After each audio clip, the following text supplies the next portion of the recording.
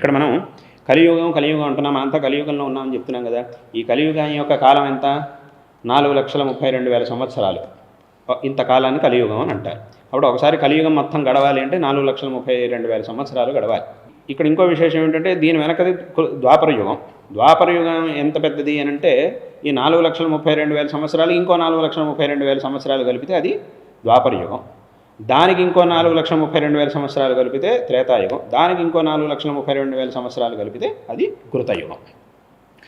ఇవన్నీ కూడా అన్ని యుగాల్ని కలుపుకుంటే వాటి యొక్క కాలం దాదాపుగా 43 లక్షల చిల్లర వస్తుంది. దీనంతటినీ కలిపి ఒక మహాయుగం అని అంటారు.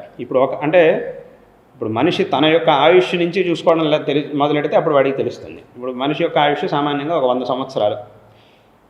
ఇప్పుడు కలియుగం 4,32,000 సంవత్సరాలు. ఒకసారి కలియుగం గడవాలి అని అంటే మనిషి ఎన్నిసార్లు పుట్టాలి, ఎన్నిసార్లు పోవాలి, ఎన్నిసార్లు వీడి జన్మని పొందాల్సి వస్తుంది. ఒక 100 సంవత్సరాలు బతికేటటువంటి మనిషి, అందులో మనిషిగా పుడితే ఒక 100 సంవత్సరాలు, వేరే ఏదో ప్రాణులుగా పుడితే ఇంకా తక్కువే, ఇంకా ఎక్కువసార్లు. ఒకసారి మనిషి పుట్టిపోయే లోపు ఎన్నో ప్రాణులు ఎన్నోసార్లు జన్మనెత్తుతూ ఉంటాయి. అప్పుడు ఆ రకంగా ఎన్నిసార్లు జన్మలు వస్తాయి, ఎన్నిసార్లు మరణం వస్తుంది.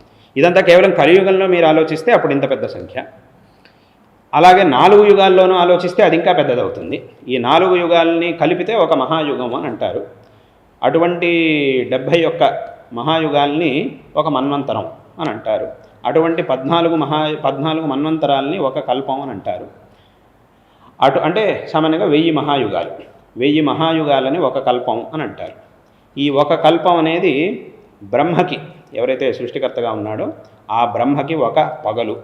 అలాగే ఇంకో కల్పం అనేది బ్రహ్మకి ఒక రాత్రి. దీన్నే అక్కడ భగవద్గీతలో కూడా కృష్ణుడు చెప్పాడు, సహస్రయుగ పర్యంతం అహర్యత్ బ్రహ్మణో విదుహో రాత్రిం యుగ సహస్రాంతాం తేహో రాత్ర విదో జనా అని భగవద్గీతలో కూడా ఒక శ్లోకంలో చెప్పాడు. కాబట్టి ఇంత ఉంది. కాబట్టి అక్కడికి 2000 మహాయుగాలు. ఇప్పుడు ఒక మహాయుగంలోనే, ఒక కలియుగంలోనే ఎన్నిసార్లు మనిషి జన్మ ఎత్తాల్సి వస్తుంది, ఒక మహాయుగంలో ఎన్నిసార్లు జన్మెత్తాల్సి వస్తుంది, ఒక మన్వంతరంలో ఎన్నిసార్లు జన్మెత్తాలి, ఒక కల్పంలో ఎన్నిసార్లు జన్మెత్తాలి. 2 కల్పాలు అంటే ఒక కల్పం పగలు, ఒక కల్పం రాత్రి బ్రహ్మకి. అటువంటి అంటే అక్కడికి ఏమిటంటే 2 కల్పాలు అంటే మన యొక్క 2000 మహాయుగాలు, అవి బ్రహ్మకి ఒక రోజు. అటువంటి 360 రోజులు బ్రహ్మకు ఒక సంవత్సరం. అటువంటి 100 సంవత్సరాలు బ్రహ్మ యొక్క ఆయుష్ అని అన్నారు. దాన్ని అక్కడ మనం చెప్తూ ఉన్నాం. ఏమిటి? బ్రహ్మణ ద్వితీయ పరార్థే అని అంటున్నాం. పరార్థం అంటే ఆ బ్రహ్మ యొక్క 50 ఏళ్ల ఆయుష్ పరార్థం, ఒక పరార్థం. ఇంకో 50 ఏళ్ల ఆయుష్ని ఇంకో పరార్థం అని అంటారు.